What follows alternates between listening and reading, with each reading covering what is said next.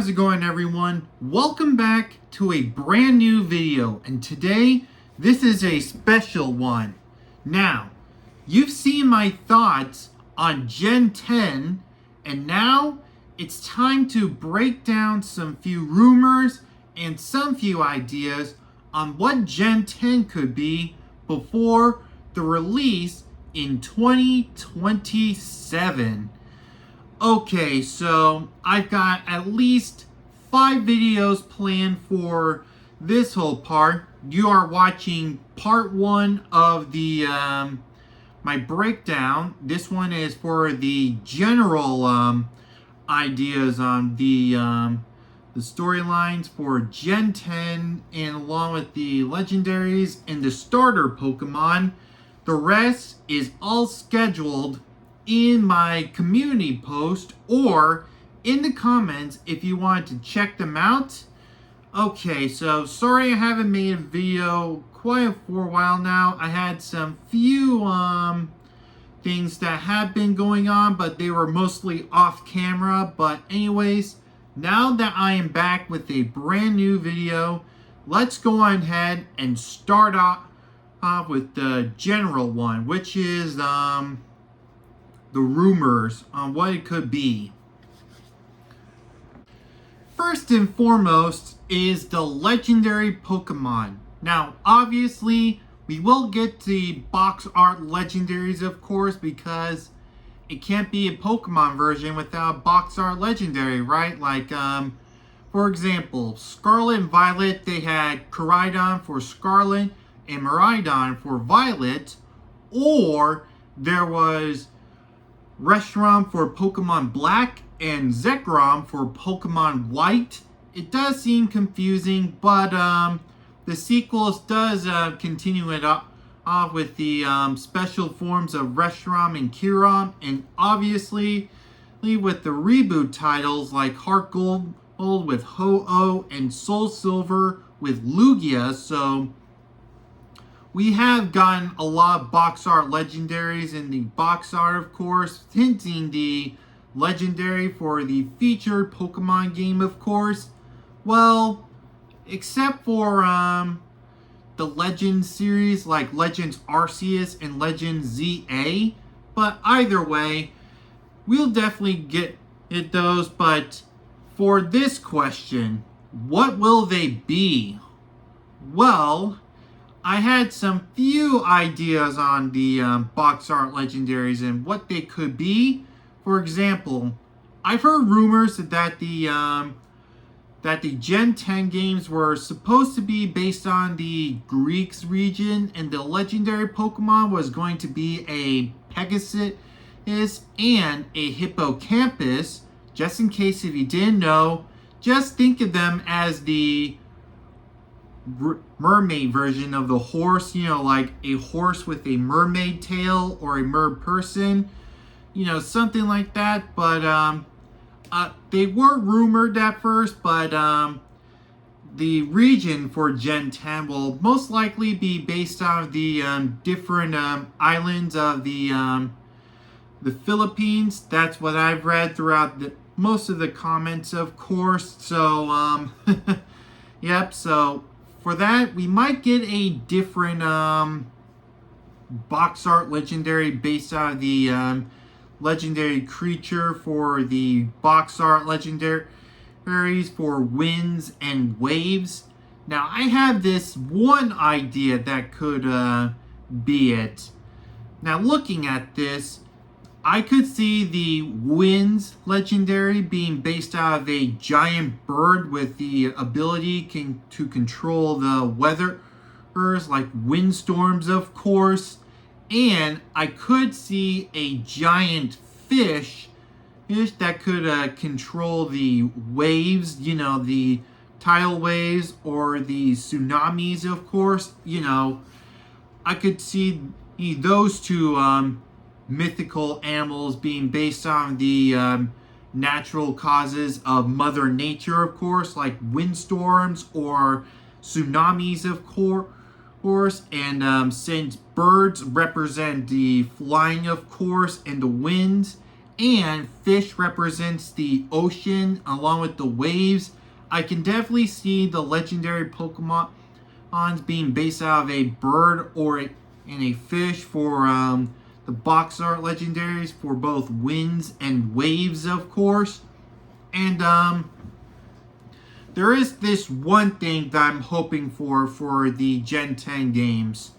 We don't have to end up riding on the legendary Pokemons like with Koraidon and Miraidon, because, to be honest, that felt meaningless for the legendary Pokemon of Scarlet and Violet.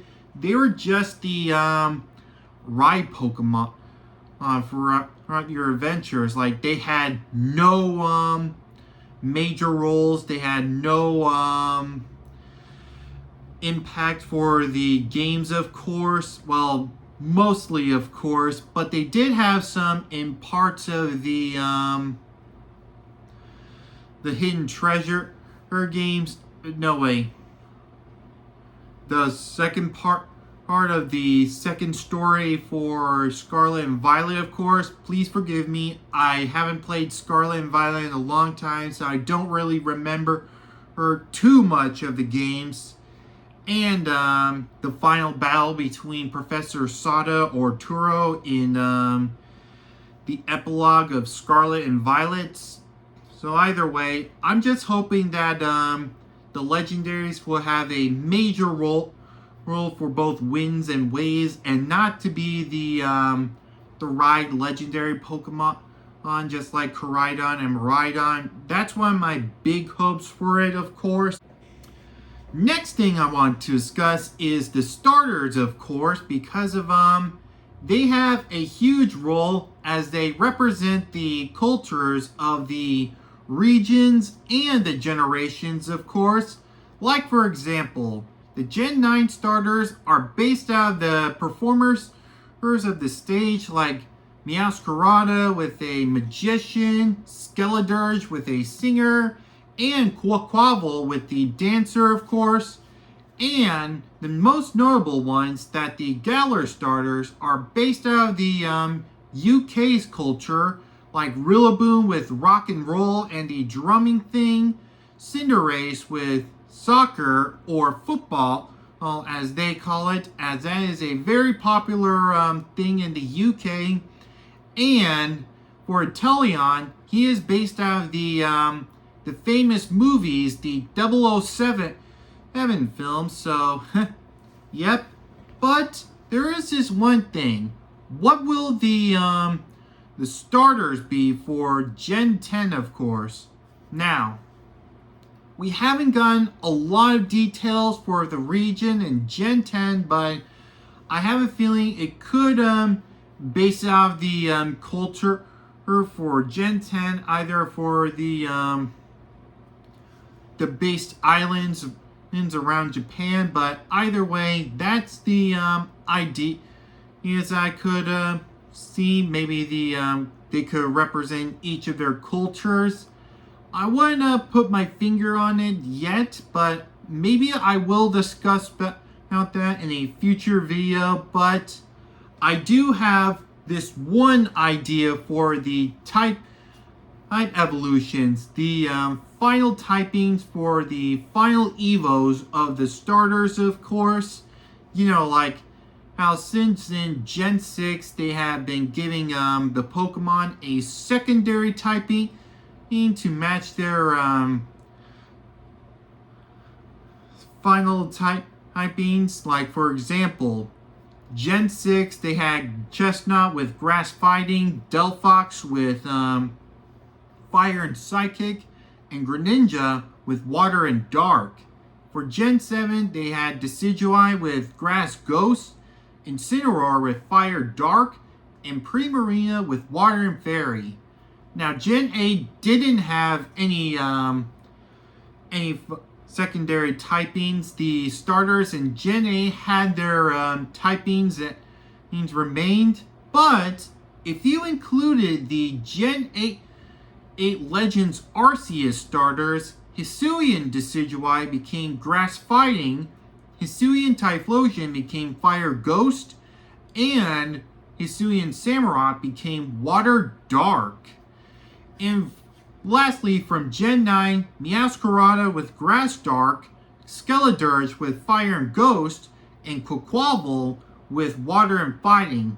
That doesn't really make any sense to me, but it is a great way to give the starters for their final evolutions a secondary typing. And now for this question, what will their secondary typing will be for their final evolution? I just got myself this interesting idea. So for Brout, according to this, he gets his photosynthesis from its eyebrows. So I thought of this interesting idea.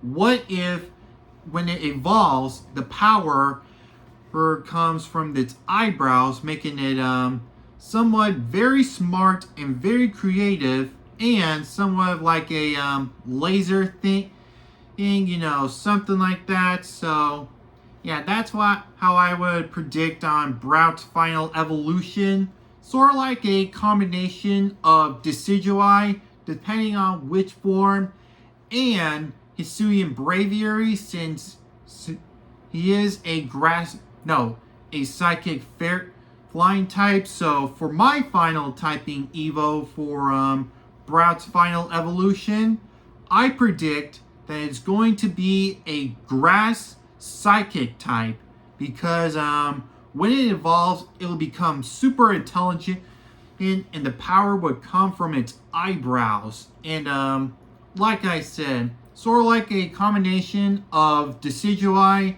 and Hisuian Braviary, since Hisuian Braviary is part psychic type, and it has these psychic glowing eyebrows. Just an idea. So to recap, Grass Psychic for Brout, Fire Fairy for Pombon, and Water Ghost for Gekwa. And now it's time for the second thing, the storyline and the professors. Okay, so obviously we will have a main storyline, and we will feature some few professors. And here is my idea on how the story for Gen 10 could be. First off, it could involve the natural causes that will come once the legendary Pokemon has come out. Sort of like the idea of the Omega Ruby and Alpha Sapphire thing, but it would cause a huge windstorm or a huge tsunami that could wipe out the region, and your mission is to try to calm down these legendary Pokemon, and either to catch them before the villainous team does. And I thought of this interesting idea. What if the Pokemon professors were like the version exclusive professors from Scarlet and Violet, where they had two different types of professors representing the past and the future. Like, I can definitely see the Pokemon professor representing the Pokemon Winds game, and the Pokemon professor representing the Waves game. That's one of the few ideas I thought of for Gen 10, but it is pretty unknown. But I can definitely see Pokemon professors for Winds and Waves, how they can be very different, just a little less villainous.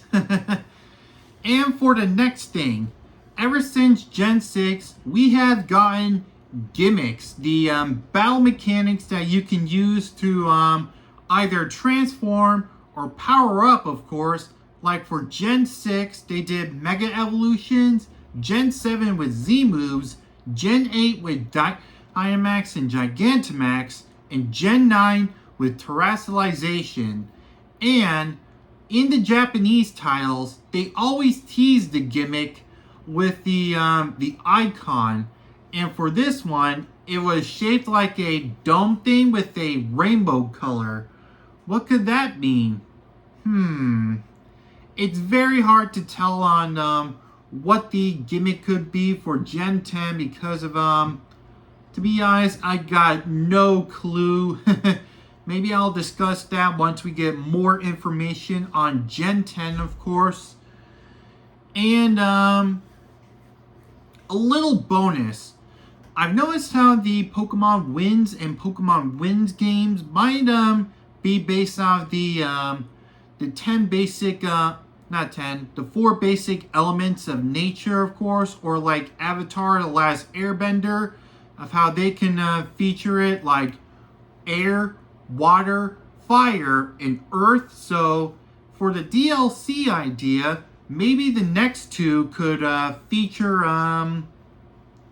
the other 2 of the elements, like fire, where you get to meet a fire legendary inside of a volcano, and earth, that could represent all of the life around planet Earth, of course, or the other name for either gravel, rocks, grounds, you know, that kind of thing. So I can definitely see the DLC for that, but it might come out around 2028 or late 2027, depending on that, of course. Yep. And now for the final send-off. These are the general rumors, and I've got at least 4 more videos that I've got planned for Gen 10, of course, like Pokemon that should return in Gen 10, some few that should get regional forms and convergent forms, Pokemon that should evolve, and media to talk about, since Pokemon not just don't do video games, they do some few other things like spin-offs, the anime, of course.